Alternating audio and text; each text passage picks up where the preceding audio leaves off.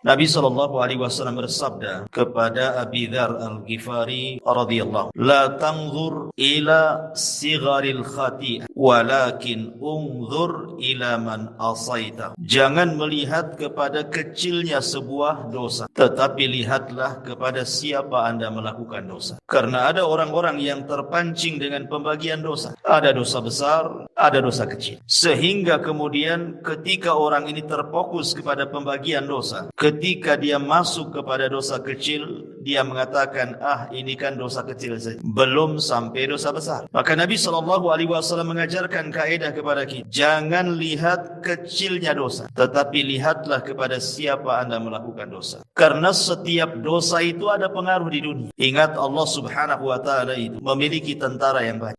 Allah mengatakan, wa ma ya'lamu junuda rabbika illa wa ma huwa illa dzikra lil bashar. Allah Subhanahu wa ta'ala mengatakan, tidak ada yang tahu berapa jumlah tentara Allah di muka bumi. Maknanya kalau Allah Subhanahu wa ta'ala hendak memberikan hukuman kepada manusia, Allah tinggal kirim saja tentara. Dan jangan ditanya bagaimana Allah Subhanahu wa ta'ala mengazab setiap para pendosa itu. Yang jelas azab Allah itu pedih. Makanya Imam Ibnul Qayyim rahimahullahu ta'ala mengatakan, beliau mengatakan, "Malladzi akhraja li abawaini minal jannah daran na'imi wal bahjah." Imam Ibnul Qayyim membuat sebuah pertanyaan. Apa yang menyebabkan Adam dan juga Hawa dikeluarkan dari dosa? Kemudian apa pula yang menyebabkan iblis menjadi dilaknat dan diusir dari surga? Apa penyebab Fir'aun dan juga bala tentaranya ditenggelamkan? Apa pula kemudian kaumnya Nabi Syuaib sampai dikirim azab yang sangat pedih? Qarun ditenggelamkan ke bumi. Kemudian Bani Israel dikirim tentara-tentara bengis sehingga menghancurkan mereka. Tahu Anda sebabnya? Kata Imam Ibnul Qayyim rahimahullahu ta'ala, innaha dzunub. Itu semua dikarenakan dosa-dosa yang mereka lakukan. Kemudian beliau membawakan 3 dalil Al-Quran. Pertama surah Al-An'am ayat 6. Allah mengatakan, alam yarau kam ahlakna min qablihim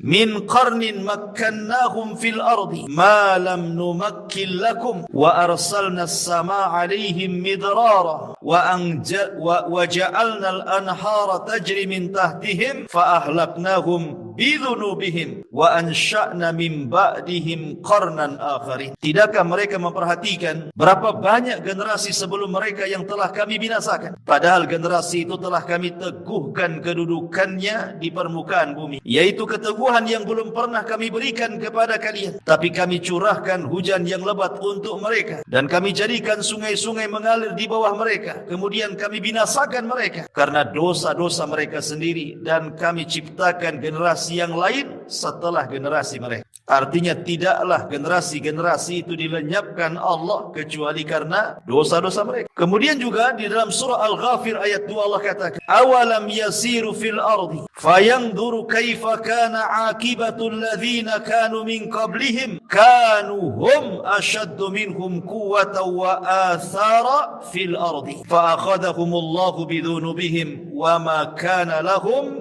minallahi miwah. Dan apakah mereka tidak mengadakan perjalanan di permukaan bumi, lalu memperlihatkan bagaimana kesudahan orang-orang yang sebelum mereka? Orang-orang itu lebih hebat kekuatannya daripada mereka, dan lebih banyak peninggalan-peninggalan peradabannya di bumi, tetapi Allah azab mereka karena dosa-dosanya, dan tidak akan ada satu apapun yang melindungi mereka dari azab Allah Subhanahu wa ta'ala. Kemudian sebutkan juga dalam surah Al-Ankabut ayat 40, fakullan akhadna bidhambi faminhum man arsalna alaihi hasiba wa minhum man akhadathu as-sayhatu wa minhum man khasafna bihi al-ard wa minhum man aghraqna wa ma kana Allahu liyadlimahum walakin kanu anfusahum yadhlim. Maka masing-masing mereka kami azab karena dosa-dosa mereka. Di antara mereka ada yang kami timpakan kepadanya hujan batu, ada yang kami timpakan suara keras yang mengguntur, ada yang kami benamkan ke dalam bumi, dan ada pula yang kami tenggelamkan di lautan. Allah sama sekali tidak hendak menzalimi mereka, akan tetapi merekalah yang mendolimi diri mereka sendiri. Kesimpulan perkataan Imam Ibnul Qayyim ini, ikhwatu fiddin yang dimuliakan Allah Subhanahu wa taala, bahwa setiap dosa itu punya pengaruh. Kita lihat di masyarakat, ikhwan, karena pelajaran yang paling berharga itu adalah dengan melihat orang sekitar. Itu pelajaran yang berharga. Tidak perlu sekolah. Lihat saja orang sekitar kita, itu madrasah terbesar bagi kehidupan kita. Lihat orang-orang yang setiap hari murung saja. Kenapa dia bisa? Lihat orang-orang yang dulunya dihormati tiba-tiba jatuh kemudian dicela manusia. Kenapa bisa dicela? Lihat orang-orang yang dulunya kekar binaraga tiba-tiba jatuh stroke. Kenapa dia bisa stroke? Lihat orang-orang yang dulunya anak-anaknya lucu-lucu setelah besar durhaka pula kepada orang tua. Kenapa dia bisa durhaka? Lihat orang-orang yang dulunya kaya raya tiba-tiba kemudian bankrupt, meminta-minta. Kenapa bisa meminta-minta? Lihat orang-orang yang terbalik, hidupnya hanya menangis, sedih, ditinggalkan manusia. Kenapa mereka sampai seperti itu? Tidak lain dan bukan, ma'asyiral muslimin yang dimuliakan Allah Azza wa Jalla, itu kan disebabkan dosa. Ada orang-orang yang tidak diberikan taufik oleh Allah, susah ibadah, susah belajar, selalu bertengkar dengan manusia, tidak baik hubungan dengan keluarganya, dan begitu seterusnya. Kita saksikan di masyarakat macam-macam orang, atau mungkin kita rasakan. Tidak lain dan bukan, ma'asyiral muslimin, itu macam-macam Allah Subhanahu wa taala hendak menguji manusia karena dosa kita yang kita lakukan masalah. Dan ma'asyiral muslimin yang dimuliakan Allah Azza wa Jalla, setiap dosa itu al-jaza min jinsil amal. Sebuah balasan itu pasti disesuaikan dengan amalan. Balasan Allah itu pasti disesuaikan dengan dosanya. Perhatikan sabda Nabi SAW. Ketika Nabi SAW mengumpulkan muhajirin, kemudian Nabi SAW mengatakan, sun idza btulitum bihinna wa a'udzu billahi an tudrikuhun. 5 perkara, kata Rasul, jangan sampai menimpa kalian. Kalau sampai menimpa kalian, aku berlindung kepada Allah, jangan sampai menimpa kalian. Yang pertama, kata Rasul, lam tadhharil fahisyah fi qaumin qad hatta yu'linu biha illa fasha fihi ta'un wal auja allati lam takun madat fi aslafihim alladhina madat. Tidaklah sebuah fahisyah, perzinahan, homoseksual, LGBT dan yang semacamnya menyebar, dan itu sudah terang-terangan, sudah tidak sembunyi-sembunyi lagi, kecuali akan disebar kepada mereka penyakit taun dan penyakit-penyakit yang belum pernah terjadi di zaman Nabi. Kemudian yang kedua, lam yankusul mikyala wal mizana illa ukhidu bisinin wasyiddatil maunati wa jawri sultani alaihim. Tidaklah mereka curang dalam dagang, mulai mengurang-urang takaran, mengurang-urang timbangan, mengurang-urang meteran, kecuali mereka akan dikirim paceklik yang berkepanjangan. Susahnya ekonomi bahkan dikuasakan kepada mereka penguasa-penguasa zalim. Kemudian yang ketiga, walam yamna'u zakata amwalihim illa muni'ul qatra minas sama walaula al-bahaim lam yumtar. Tidaklah mereka bakhil, tidak mau mengeluarkan zakat-zakat mereka, kecuali Allah tahan hujan dari langit. Kalaupun turun hujan, itu hanya untuk binatang-binatang ternak, tapi tidak menyuburkan bagi manusia. Kemudian yang keempat, walam yanqudu ahdallah wa ahda rasulih illa sallallahu alaihim aduwan min ghairihim fa ukhidu ba'da ma fi aydihim.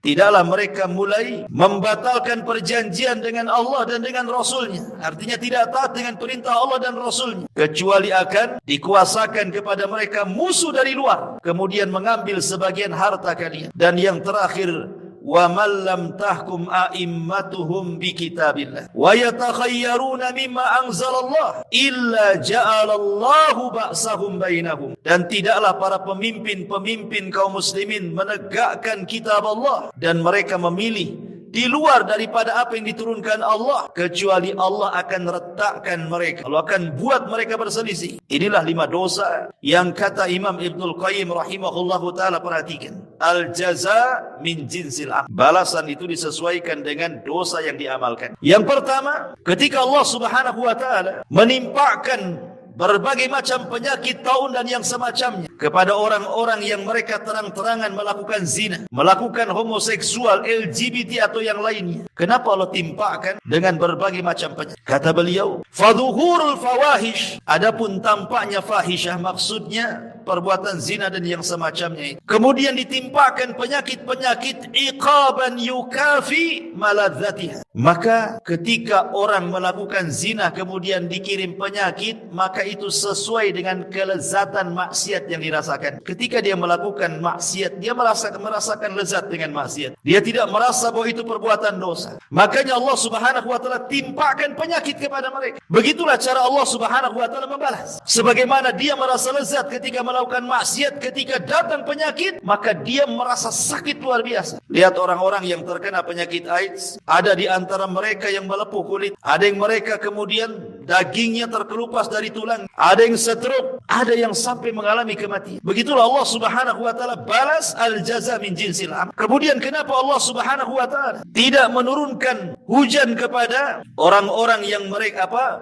yang kedua, kenapa Allah Subhanahu wa taala mengirim paceklik yang banyak? Kemudian susah ekonomi, kemudian dikuasakan pemimpin yang zalim kepada mereka orang-orang yang curang dalam berdagang. Kata Imam Ibnul Qayyim rahimahullahu taala, "Wa dzulmun nasi li ba'dihim al-ba'dha fi arzakihim bil ghishi wal khida' fil mizani tuqabiluhu uqubata habsir rizki bil jafafi wal majaati wa dhulmi sultani ra'iyat." Kata beliau, karena orang yang mengurang-urang takaran, mengurang-urang timbangan meteran atau curang dalam berdagang, hakikatnya dia sedang melakukan kezaliman. Dia sedang melakukan kezaliman kepada orang lain. Bisa saja orang-orang yang Anda curang itu dia anak yatim, atau mungkin orang miskin, atau orang susah. Berarti hakikatnya Anda memakan harta anak yatim, memakan harta orang-orang miskin dan begitu seterusnya.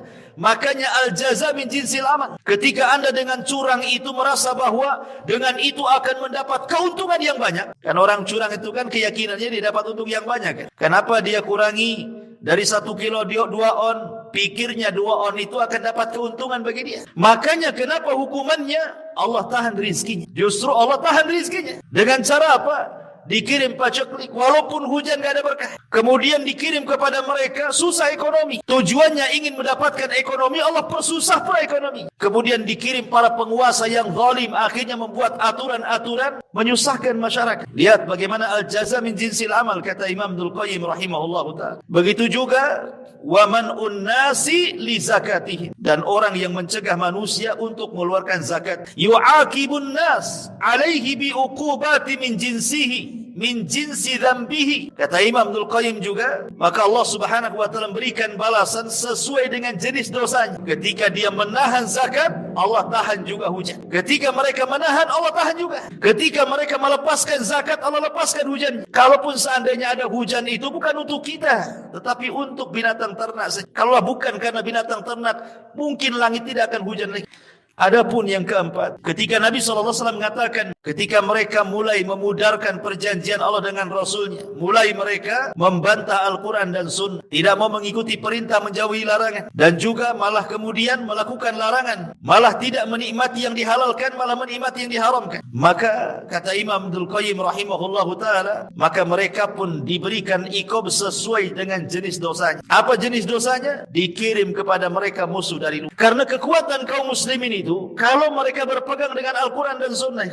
Makanya kalau masjid-masjid kaum muslimin penuh di mana-mana, musuh-musuh Islam takut. Ketika anak-anak kaum muslimin sudah mereka kembali kepada Al-Quran, menghafal Al-Quran, kembali kepada hadis, menghafal hadis dan mempelajarinya, musuh-musuh Allah takut. Tapi ketika masjid mulai kosong, Al-Quran sudah tidak dipelajari, hadis dijauhi, Islam kemudian malah dibuat orang tidak suka, musuh senang, masuk musuh, akhirnya mencaplok sebagian kekuasaan kita. Al-jaza min jinsil amal. Dan yang terakhir, begitu juga ketika para pemimpin kita sudah tidak berhukum dengan hukum Allah, malah senang dengan hukum di luar daripada hukum Allah, dan mereka pilih pula itu pula hukum yang cocok bagi mereka. Mereka tinggalkan Quran dan Sunnah, maka Allah akan buat berselisih, akan dibuat berselisih di antara mereka. Dan itu sudah terjadi di negeri kita, perselisihan antara kelompok ini dan kelompok itu, rebutan kekuasaan, sikut sana, sikut sini, ya kan? Sogok sana, sogok sini, celah sana, celah sini, bayar buzzer sana, bayar buzzer situ, kan itu ya? Akhirnya ribut negara. Masyarul muslimin yang dimuliakan Allah Subhanahu wa ta'ala. Dari sini menunjukkan bahwa apapun dosanya, baik umum seperti hadis ini, tetap ada pengaruhnya, apalagi khusus.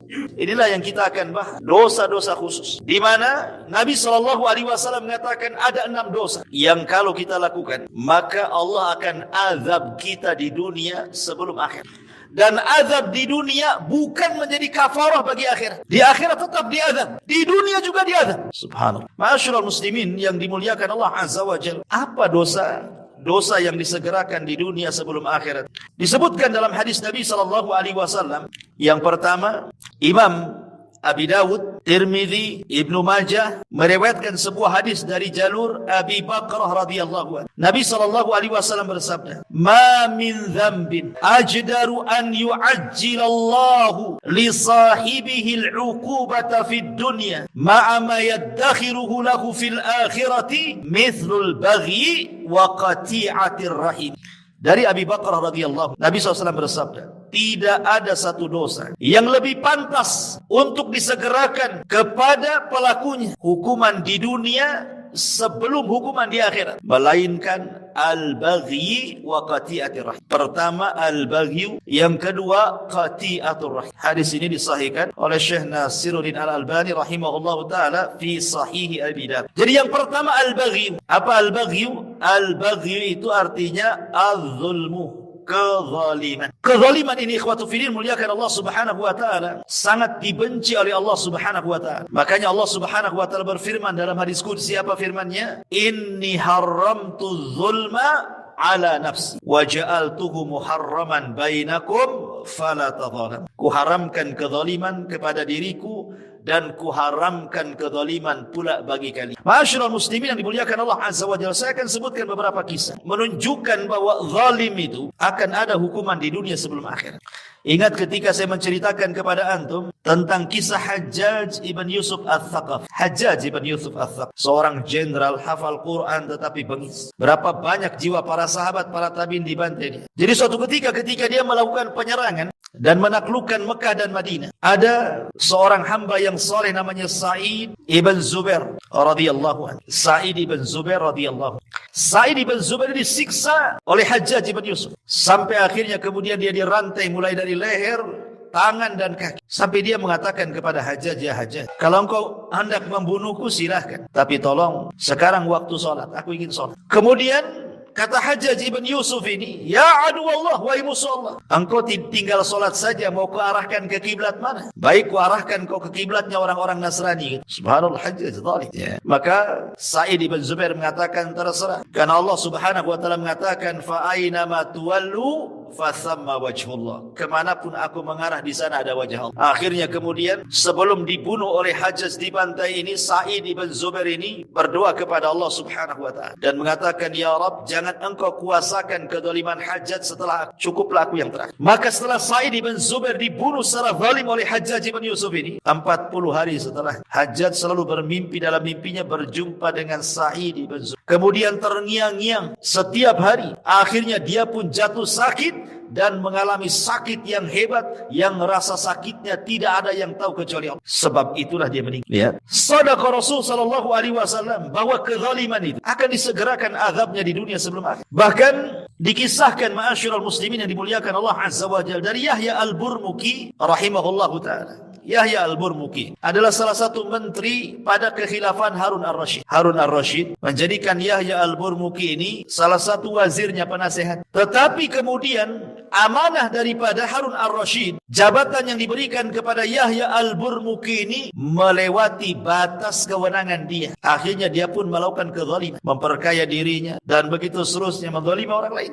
Lah akhirnya kemudian ketahuan. Maka Harun ar-Rasyid marah karena kezaliman yang dilakukan Yahya al-Burmuki. Akhirnya sama Harun ar-Rasyid dimiskinkan dia, ditangkap ia dan Fadl anaknya, dimasukkan ke dalam penjara. Dalam penjara anaknya tidak tahu menahu kenapa bapaknya dan dianya bisa masuk penjara. Di dalam penjara ini anaknya ngomong sama bapaknya, ya abi, ba'dal amri wan nahi wan ni'mati sirna ila hadha. Wahai ayahku, saya ingin tanya sesuatu. Baru saja kita ini mendapatkan kedudukan yang tinggi di Daulah Abbasiyah, bisa memerintahkan orang, bisa melarang orang, diberikan kenikmatan. Tiba-tiba kami dalam penjara seperti ini, gelap gulita, sulit, susah. Ada apa wahai bapakku? Kata. Maka Yahya al-Burmuki mengatakan, ya bunai, hadhihi da'watul madlum sarat bilailin ghafalna anha walam yaghfalillahu an. Wahai anakku, boleh jadi ini doa orang yang pernah kita zalim, di mana doa itu melesat di malam hari, kita lupa dengan doa-doa itu, tapi Allah tidak lupa. Kita lalai dengan dua orang-orang yang kita zalimi, tapi Allah tidak lalai. Wala tahsabannallaha ghafilan amma ya'malu zalimun. Jangan sangka Allah lalai terhadap orang-orang yang melakukan kezaliman. Allah tidak lalai. Makanya kenapa kemudian Nabi SAW sampai mengatakan bahwa doa orang yang dizalimi itu melesat sampai ke mana? Sampai ke awan. Kemudian Allah mengatakan wa bi'izzati la ansurannahu walau ba'dahi. Maka Allah berfirman dari atas sana, demi kemuliaanku kata Allah, aku akan tolong orang yang dizalimi ini sampai batas waktu. Sampai Imam Abdul Qayyim mengatakan walaupun yang dizalimi itu orang kafir sekalipun, Allah akan tolong. Bukan karena Allah menolong kekafirannya, tapi Allah melihat dia di posisi orang yang dizalimi. Karena Allah tidak suka dengan kezaliman dan Allah suka keadilan. Makanya siapapun yang akan dizalimi, kemudian orang yang dizalimi berdoa kepada Allah Subhanahu wa taala, maka Allah akan ijabah, dan itu sebagai iqab bagi dia di dunia sebelum akhirat. Kecuali kalau dia bertobat kepada Allah Subhanahu wa taala sebelum kematian. Ma'asyiral muslimin yang dimuliakan Allah Subhanahu wa taala. Makanya kenapa zalim itu sebuah kegelapan pada hari kiamat. Az-zulmu dzulumatun yaumal qiyamah. Kezaliman itu kegelapan pada hari kiamat. Ini yang pertama. Yang kedua, qati'atur rahim.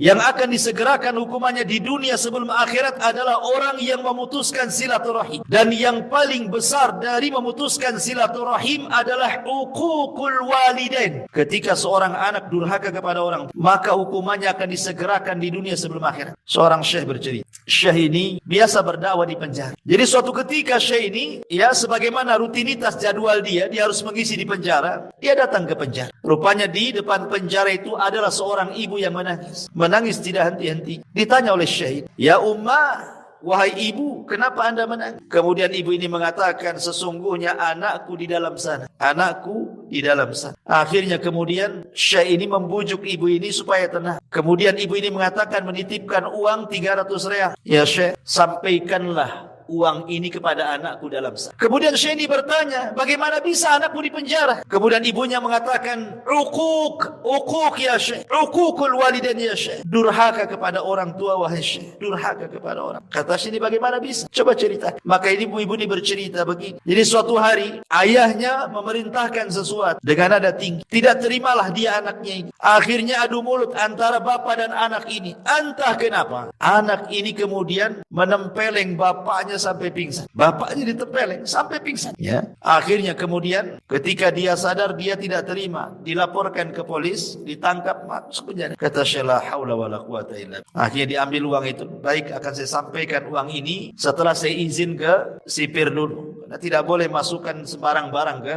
dalam penjara. Setelah dapat izin masuk. Lah kebetulan syekh ini mulai tadinya hendak menyampaikan materi lain, tapi karena berjumpa dengan ibu itu, akhirnya ketika dia ceramah, materinya fokus kepada bahaya uququl walidain. Syekh ini tidak tahu yang mana satu anak. Yang diceritakan ibu itu dari sekian narapidana dalam penjara itu, dan mana satu tidak tahu, tidak pernah kenal siapa namanya, bagaimana rupanya, tidak tahu. Akhirnya syekh ini menceritakan tentang bahaya uququl walidain dengan mengatakan, fala taqul lahuma uffi wala tanharhuma. Mengatakan A saja tidak boleh, apalagi kemudian membentaknya, apalagi sampai memukulnya.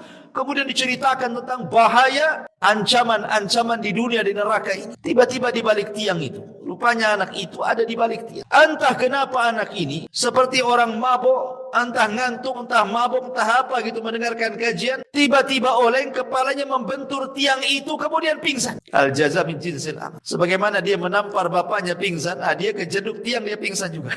Allah kasih cash di dunia. Setelah kemudian syekh ini melihat ada apa itu, siapa yang pingsan itu, ditanya-tanya, rupanya anak daripada ibu. La haula wala quwata. Bahkan seorang syekh bercerita, ikhwan, ada orang yang sudah tua, ibunya ini sudah tua, usianya hampir 90 tahun. Allah berikan usia panjang. Anaknya pun sudah tua. Anaknya 50 lebih. Mungkin ibu ini menikah muda, jadi hampir 90 tahun usianya. Anaknya pula ya 50 tahun lebih. Laki-laki. Sama-sama sudah tua kan itu bahasanya ya. Ibunya tua sekali, anaknya pun sudah tua di atas 50. Tetapi kemudian ibu dan anak ini selalu bercanggah, berselisih. Sampai tidak ada salam, tidak ada kalam, tidak mau berjumpa, musuhan. Anaknya benci sama ibunya. Akhirnya kemudian ibu ini, namanya orang tua, ikhwatu fiddin, sejahat apapun anak, namanya orang tua itu pasti ada waktu reda, pasti akan kembali sayang. Bagaimanapun itu kan darah daging dia. Jadi ibu ini datang kepada seorang syekh dan mengatakan, ya syekh, bisa enggak kau damaikan aku dengan anak? Bisa enggak kau damaikan aku dengan dia? Harusnya kan anak yang berdamai dengan orang tuanya kan? Ini terbalik pula. Ibunya datang kepada syekh, ya syekh, tolong damaikan aku dengan anakku. Kata syekh, baik, karena ini sebuah pekerjaan yang bagus,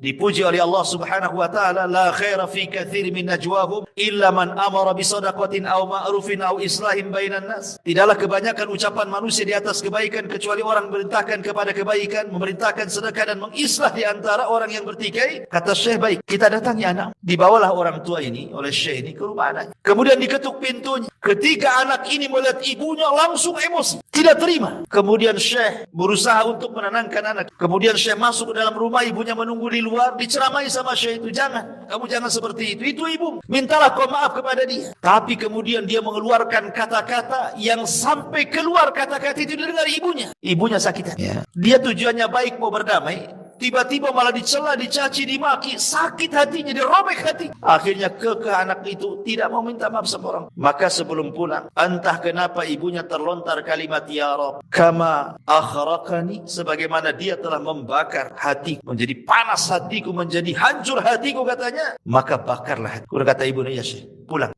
Baru sehari 2 hari, entah kenapa kemudian anak itu mengalami sakit di dadanya, panas luar biasa, panas sampai dia datang ke tabib. Tabib pun bingung, itu penyakit apa tuh? Kok bisa panas gitu ya dalamnya tuh, kayak terbakar gitu hati. Sampai dokter angkat tangan, tidak bisa, ini nggak tahu penyakit apa ini. Akhirnya dia cobalah baru sadar, jangan-jangan kemudian ini kesalahan dia dengan ibunya. Dia coba datang kepada syekh, kemudian mengatakan, ya syekh, pernahkah ibuku mengatakan sesuatu tentang aku? Saya tidak. Kalau begitu kau minta maaflah sama orang. Ma'asyiral muslimin yang dimuliakan Allah Azza wa Jalla, dari 2 kisah ini saja kita mengetahui bahwa al-jaza min jinsil amal. Jadi ada balasan-balasan orang-orang yang mutus silaturahim, durhaka kepada orang tua itu, Allah akan balas di dunia sebelum akhirat. Lihat ceritanya Jurez. Jurez ini durhaka kepada orang tua itu hanya gara-gara dipanggil tak mau datang. Bukan lagi tidur, bukan lagi kerja, tidak, lagi sholat. Jurez kan lagi sholat. Masalahnya kan dia sholat sunnah. Harusnya dia batalkan, karena panggilan ibu wajib, sholat sunnah itu sunnah saja kan. Secara hukum ilmunya adalah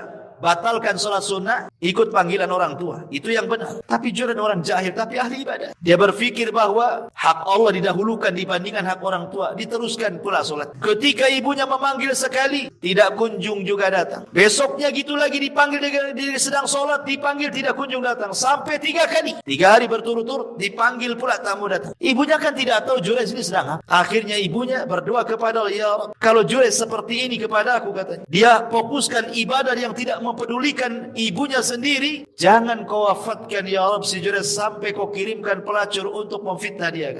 Subhanallah, ketika doa ibu ini merasa dizalimi kan, berdoa. Akhirnya betul, tiba-tiba kemudian ada orang yang tidak suka dengan Jurez. Dia sewa pelacur. Kemudian dikatakan, kau goda Jurez itu sampai berzina. Akhirnya dia pun menggoda, tapi Jurez tidak juga tergoda. Akhirnya kemudian disiasati. Di situ ada penggembala kambing, berzina lah wanita itu dengan penggembala kambing. Akhirnya hamil. Kemudian dituduhkanlah anak ini anak Jurez. Setelah lahir, kemudian dikatakan ini anaknya Jurez. Maka Bani Israel marah, dipukuli Jurez, dirobohkan tempat ibadahnya. Kemudian, tapi Jurez sebelum hampir saja mau dibunuh, dia mengatakan, aku tidak bersalah. Kemarikan bayi itu. Kemarikan bayi itu. Ketika bayinya dihadapkan, kemudian ditusuklah lambungnya dan mengatakan, man abuk, siapa sebenarnya bapak? Tentu tidak sengaja kan. Jurez ini hanya mengatakan seperti itu. Tapi ini karomah, Bang Jurez gak salah. Tiba-tiba anak ini dibuat bicara oleh Allah. Abi ra'il ghanam, bapak aku pengembala kambing.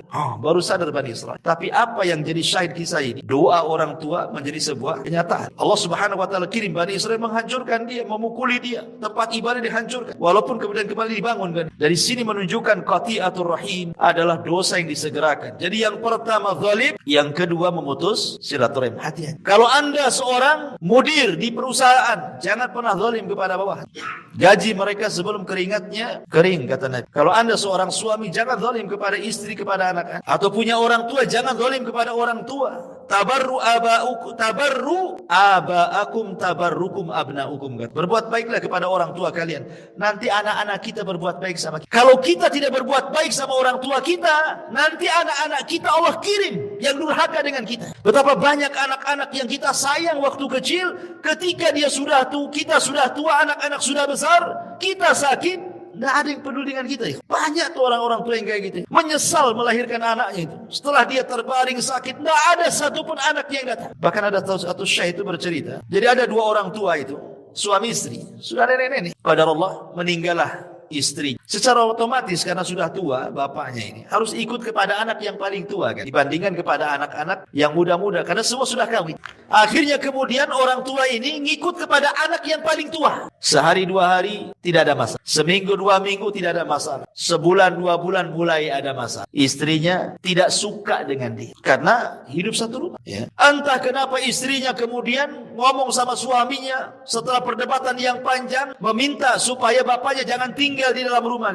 Lah kebetulan di samping rumah itu ada kamar khusus untuk sopir. Akhirnya disepakati bagaimana kalau kita letakkan saja orang tua itu di kamar sopir. Jadi dia terpisah dari kehidupan kita di dalam. Akhirnya anaknya yang paling tua ini membujuk orang tuanya dan mengatakan sebaiknya bapak tinggal di luar saja. Itu ruangan lebih bagus. Cahaya matahari masuk, angin juga masuk. Macam-macam alasan. Orang tua paham, namanya sudah tua. Sebenarnya paham, tidak mau berdebat saja. Ya. Akhirnya dibersihkanlah itu kamar supir itu, diletakkan di situ. 1 hari 2 hari masih ditengok, 2-3 hari masih ditengok, sebulan 2 bulan sudah mulai dicueki. Ya kadang ditengok, kadang tidak. Memberi makan pun pada awalnya dengan piring. Ya dikasih piring, kemudian dikasih gelas. Gitu. Baik-baik dikirim. Tapi lama-lama bosan. Terkadang pakai kresek, terkadang pakai piring. Sudah tidak menghargai. Sampai pada waktunya setelah berbulan-bulan, beberapa bulan, tidak sampai 1 tahun dia di rumah, di kamar supir itu, akhirnya sakit parah karena tidak pernah dibersihkan dengan bau busuk yang luar biasa di situ. Meninggallah kemudian ayah. Meninggal. Ukukul walidah. Coba yang. Lah ketika di hari ayahnya meninggal nih, akhirnya kemudian cucunya, anak daripada anak tertuanya ini, kemudian ikutlah membersihkan kamar itu karena mau ditempati supir lagi, dibersihkan. Ketika masuk bau busuk yang luar biasa di dalamnya, sampah berserak, nggak pernah disapu. Lah anaknya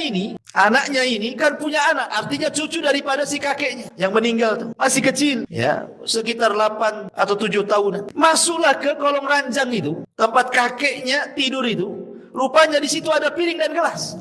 Kemudian diambillah piring dan gelas itu, tiba-tiba dipeluknya. Kemudian ayahnya mengatakan, nak lempar nak, itu piring kakekmu itu. Dia sudah meninggal, sudah nggak ada gunanya, kotor nak. Tapi anak ini tidak mau melepaskan. Entah kenapa, mungkin Allah buat dia bicara. Dan mengatakan, tidak. Aku ingin jadikan gelas dan piring ini untuk menyuapi engkau wahai ayahku. Jika engkau sakit, tidak sebagaimana kakek yang kau tidak pernah suapi dia. Subhanallah. Diingatkan sama anaknya yang umur 7 tahun. Bagaimana dia bisa ngomong begitu kalau Allah tidak bicara coba? Allah yang buat bicara anak itu ngomong begitu. Karena anak-anak segitu kan polos ngomongnya. Dari situ dia menyesal. Dipeluknya kasurnya. Menyesal saat jadi-jadi. Apa menunggu orang tua kita meninggal baru kita menyesal berbuat baik? Ya. Ma'asyiral muslimin yang dimuliakan Allah Azza wa Jalla. Ini yang kedua. Yang ketiga, kata Nabi SAW adalah al-khiyanatu wal-kadhib. Dan yang keempat, yang ketiga dan keempat, yang ketiga al-khiyanat dan yang keempat al-kadhib. Dan itu berdasarkan hadis yang dikeluarkan al-Imam At-Tabrani. Ma min dzambin ajdar an yu'ajjilallahu ta'ala li sahibihi al-'uqubah fid dunya ma'a ma yaddakhiruhu lahu fil akhirah min qati'atir rahimi wal khiyanati wal kadhibi. Tidak ada dosa yang lebih patut untuk dipercepat siksaannya oleh Allah terhadap pelakunya di dunia sebelum di akhirat kecuali orang-orang yang memutus silaturahim, berkhianat dan berdusta. Berkhianat dan berdusta. Ma'asyiral muslimin yang dimuliakan Allah Subhanahu wa taala, bicara tentang khianatin. Gambarannya umum. Berkhianat itu kan dikasih harta, berkhianat dengan harta, tidak amanah dengan harta, dibelanjakan pula di jalan syaitan. Diberikan jabatan, tidak amanah dengan jabatannya. Berbuat zalim kepada bawah, berbuat zalim kepada rakyat dan begitu seterusnya. Berkhianat. Makanya kenapa Nabi SAW menjadikan khianat itu adalah tanda-tanda dekatnya kiamat. Kata Nabi SAW, la taqumus sa'ah hatta yadhhar al-fushu wat-tafakhushu wa qati'atur rahimi wa su'ul mujawarati wa hatta yu'tamanul kha'in wa yukhawwanul amin. Tidak akan terjadi hari kiamat sehingga muncul perkataan keji, kebiasaan berkata keji, memutuskan kerabat, keburukan bertetangga, dan sehingga orang-orang khianat diberikan amanah sedangkan orang-orang yang amanah dianggap berkhianat. Dan inilah harinya yang disabdakan Rasul. Di hari ini orang yang jujur itu langka. Susah cari orang jujur itu. Karena memang aturan yang membuat kita tidak jujur kan. Buat KTP nempel, buat SIM nempel, buat vaksin, kartu vaksin nempel. Susah. Aturannya yang dibuat kita tidak. Korupsi itu mulai dari atas sampai ke bawah, terstruktur. Orang itu susah cari, makanya jangan di zaman sekarang, di zaman Umar radhiyallahu anhu, itu di zaman sahabat loh. Umar bin Khattab radhiyallahu anhu malam-malam itu belusukan, gak bawa wartawan. Kemudian tengoklah ada tenda, kok bercahaya di sini. Karena begini, ikhwan, gambaran di zaman Umar itu. Umar itu menyediakan tenda-tenda yang banyak. Untuk apa? Untuk orang-orang yang dari daerah ingin mengadu nasib ke kota, ke Madinah. Jadi fasilitasi tempat. Kemudian mereka dikasih tenda sama penerangan. Itu pun ditentukan waktunya dari jam sekian ke jam sekian harus dimati. Dari pemerintah. Begitulah Umar radhiyallahu an memfasilitasi rakyatnya. Jadi orang-orang dari daerah kayak kita di sinilah umpamanya kan, ingin mengadu nasib ke Jakarta, ke ibu kota. Jadi mungkin di ibu kota itu sama pemerintah sudah disediakan apartemen-apartemen gratis gitu ya. Kan enak tuh kalau punya pemimpin kayak Umar itu ya. Ya entah kapan lagi lah Umar itu ada kan. Nggak ada lagi Umar, nanti nunggu Imam Mahdi. Jadi Umar radhiyallahu anhu ini malam-malam nampak kok ada tenda yang belum dimatikan, harusnya mati jam segini. Ini penerangan pemerintah. Akhirnya mendekati tenda itu adalah percakapan wanita tua dengan anak gadisnya. Umar coba mendengarkan percakapan keduanya.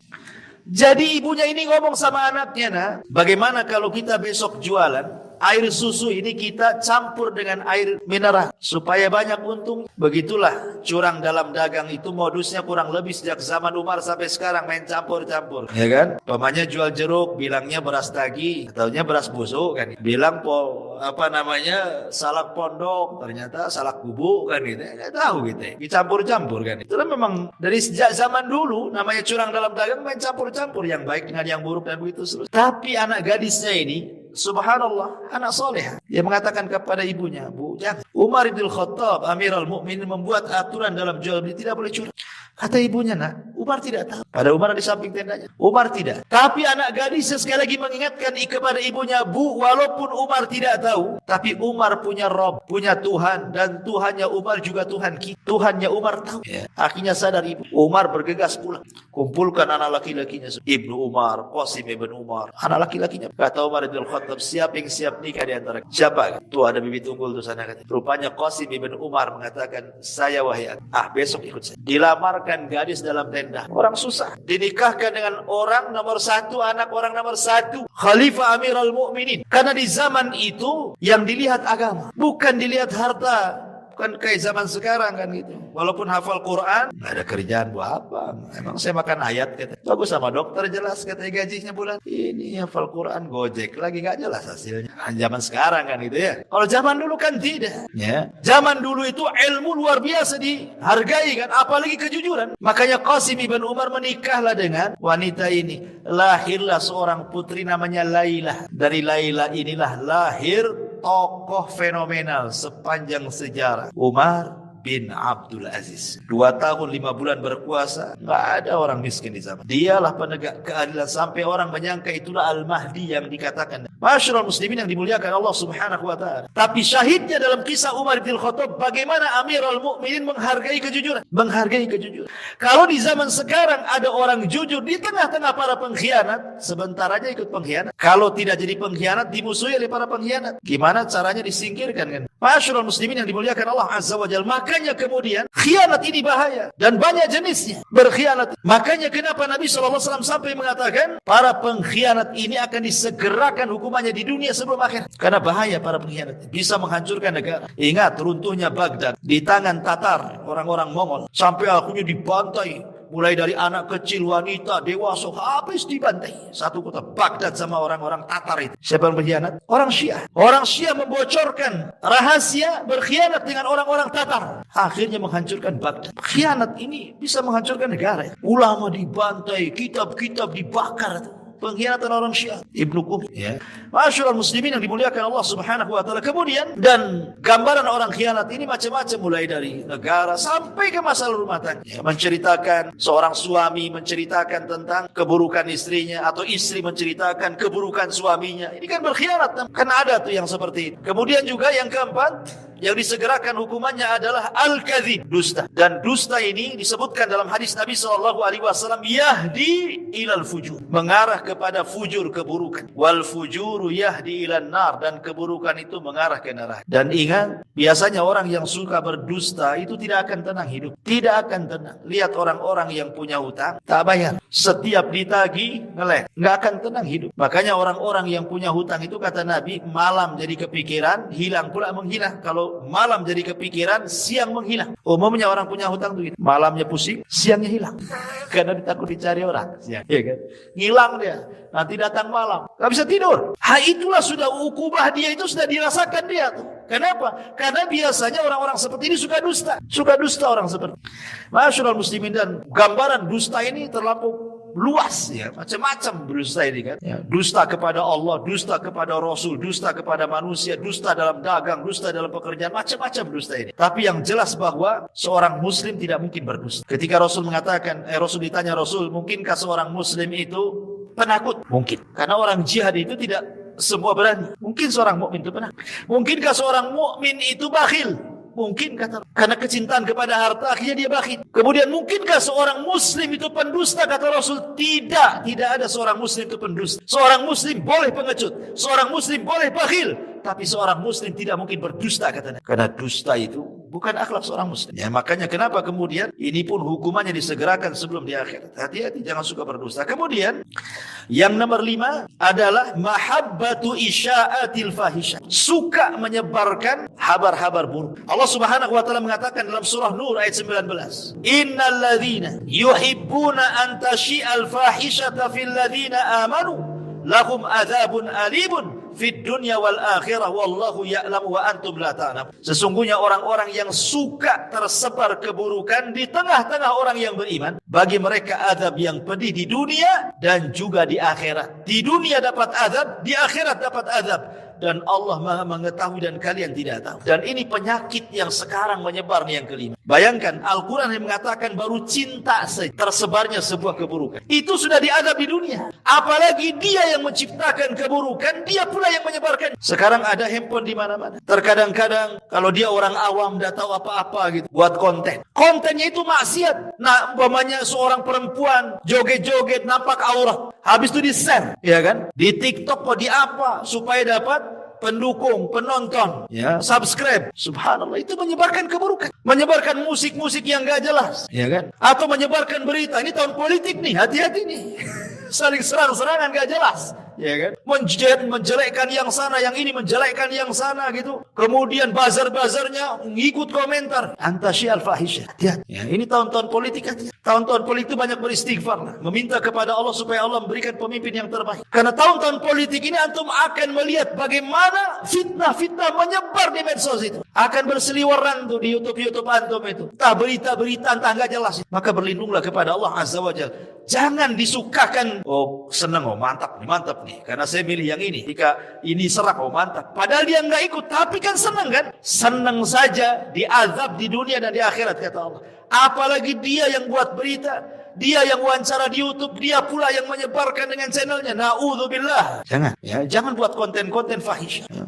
Atau dia marah-marah di YouTube, kan ada tuh orang-orang marah itu kan, ngomong apa saja nggak jelas itu. Kadang-kadang keluar kata binatang disebar biar viral katanya. Anda bukan biar viral, Anda itu sedang mengundang azab Allah. Ya. Makanya ma'asyiral muslimin, ini juga diancam dalam Al-Quran surah Nur ayat 19. Dan yang terakhir, yang keenam adalah nifaq, kemunafikan. Allah Subhanahu wa taala berfirman di dalam Al-Qur'anul Karim, tepat pada ayat keberapa?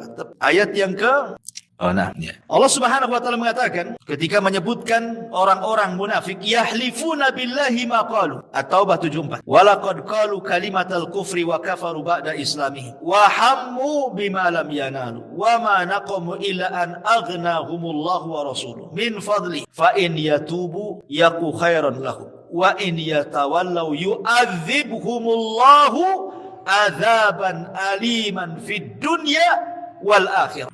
Orang-orang yang mereka bersumpah dengan nama Allah, apa yang mereka katakan, dan sungguh mereka telah mengatakan dengan kalimat kekufuran, dan mereka telah kufur setelah keislaman mereka. Maka di ujung ayat Allah mengatakan kalau mereka tobat itu lebih baik, tapi kalau tidak tobat, bagi mereka azab di dunia dan di akhirat. Dan orang-orang munafik di zaman sekarang tersebar. Masya Allah. Ada orang jahil mengomentari orang alim. Orang jahil bicara soal Islam.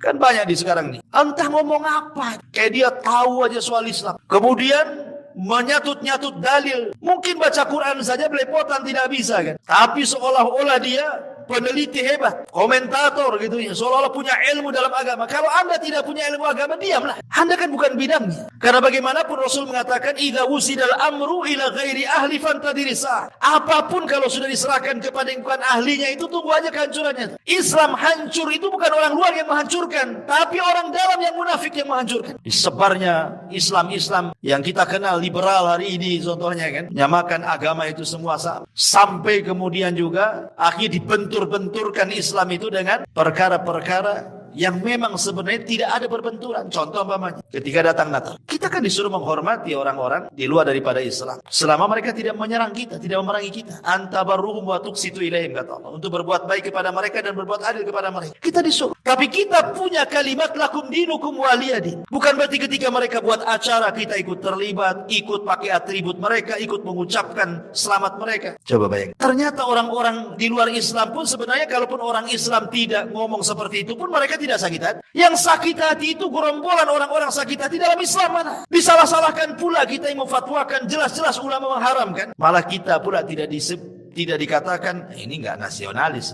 Memecah belah. Subhanallah ikhwan. Orang yang menjaga keyakinannya dibilang memecah belah. Harus dibedakan masalah toleransi dengan antar umat beragama itu dalam Islam. Jangan diajarkan masalah ini. Islam paling lengkap. Jangan ajarkan kita soal toleransi. Quran dan Sunnah sudah mengajarkan sedemikian rupa. Nabi itu hidup di tengah-tengah orang Yahudi. Bukan hidup langsung ke Madinah jadi negara Islam, tidak. Pernah hidup bersama orang Yahudi, orang Nasrani, orang musyrik. Rasul lihat bagaimana mengajarkan kepada kita hidup di tengah-tengah antar umat beragama. Semua ada ilmunya. Tetapi orang-orang ini, wallahu a'lam, sholat ke mereka, tak sholat kita. Hanya model handphone, kemudian di depan handphone nongkrong, tak ngomong apa-apa.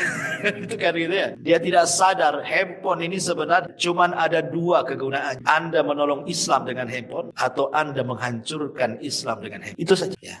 Anda beli medsos ini untuk apa? Untuk menghancurkan Islam atau untuk membangun Islam? Karena akan ditanya di hadapan Allah Subhanahu wa ta'ala. Ma'asyiral muslimin yang dimuliakan Allah Subhanahu wa ta'ala. Inilah di antara 6 dosa yang disegerakan oleh Allah Subhanahu wa ta'ala azabnya di dunia sebelum akhir. Adapun pengaruh-pengaruh dosa itu sudah banyak dijelaskan oleh para ulama seperti Al-Imam Ibnul Qayyim rahimahullahu taala menjelaskan tentang athar adzunub, bagaimana dosa itu punya pengaruh yang luar biasa baik kepada individu ataupun kepada masyarakat. Lihat dalam sebuah kisah yang pernah saya kisahkan, kisah di zaman Bani Israel, kisah Israiliyat sebenarnya. Ya, sebagai penyedap. Riwayatnya juga masih diteliti. Tapi ini masyhur, diletakkan di kitab-kitab tafsir. Jadi ketika Nabi Musa ini sedang mengalami paceklik hebat, tidak turun hujan. Akhirnya kemudian mengajak Bani Israel ke tengah lapangan. Musa itu kalimullah ikhwan. Nabi yang biasa berdialog dengan Allah. Setelah melaksanakan istisqa dengan Bani Israel, awan pula bukannya hitam, malah makin putih. Enggak dikabulkan.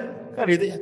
Harusnya minta hujan itu awan hitam, turun hujan. Ini yang minta Nabi Musa, bukan orang biasa. Sehingga Nabi Musa berkata, berdialog dengan ya Rabb, kenapa kau tidak kabulkan permintaan kami dan Bani Israel? Allah mengatakan, ya Musa tidak bisa. Karena di tengah-tengah umatmu ada satu orang. Dia bermaksiat 40 tahun. Dan dia belum bertobat kepada Allah. Kalau engkau mau, keluarkan orang itu dari lapangan. Usir dia. Kata Musa, siapa namanya? Oh, tidak bisa. Saya tidak akan menyebut namanya. Kau tinggal berteriak saja di hadapan orang. Maka Musa alaihissalatu wassalam langsung mengumpulkan Bani Israel mengatakan, man minkum. Barang siapa di antara kalian ya'sillaha arba'ina sanatan fakhruj. Bermaksiat kepada Allah 40 tahun, keluar dari sini katanya. Yang ada yang keluar lah, nggak mungkin lah ngaku. Ya, orang sebanyak itu. Rupanya ada pula lah yang mungkin merasa dirinya, karena dia juga 40 tahun belum pernah bertobat. Karena malu dia, kemudian serbannya ditutup di kepalanya, dia menunduk dia. Kemudian dia mengatakan dalam hatinya, ya Rabb, apakah setelah 40 tahun kau tutup aib, sekarang kau mau bongkar aib? Tubtu ilaika ya Rabb, aku bertobat kepadamu hari ini. Ketika dia mengatakan aku bertobat, gelap langit. Tiba-tiba hujan. Nabi Musa heran. Ya Rabb, bukankah kau katakan tadi kau akan turunkan hujan bila orang itu keluar? Orang itu belum keluar, kenapa sudah kau turunkan hujan? Ya. Maka Allah mengatakan, ya Musa, orang itu sudah Ya Rabb, kata Musa, siapa orang itu? Saya ingin. Maka Allah mengatakan, ya Musa, Ketika dia bermaksiat 40 tahun aku tutup aib. Sekarang dia sudah bertobat, ku bongkar aibnya. Enggak. Subhanallah. Syahidnya di sini apa? Satu orang maksiat, satu Bani Israel terkena imbas. Ya kan? Satu orang bermaksiat, satu negara kena imbas. Itulah pengaruh maksiat. Ya, apalagi kepada pribadi, hadis yang tadi saya jelaskan di awal. Apalagi di bulan Rajab. Sekali lagi saya ulangi pengajian pada minggu yang lalu. Perkataan Qatadah ibn Di'amah rahimahullah ta'ala seorang ahli tafsir bahwa kezaliman atau perbuatan dosa dilakukan di Ashhurul Hurum salah satunya bulan Rajab maka akan dilipat gandakan dosanya dibandingkan kalau antum melakukan dosa di bulan-bulan yang lain. Wallahu a'lam bishawab. Ini saja. Mudah-mudahan ada manfaatnya. Subhanallah bihamdika asyhadu an la ilaha illa anta astaghfiruka wa atubu ilaik. Allah taala alam. Assalamualaikum warahmatullahi wabarakatuh.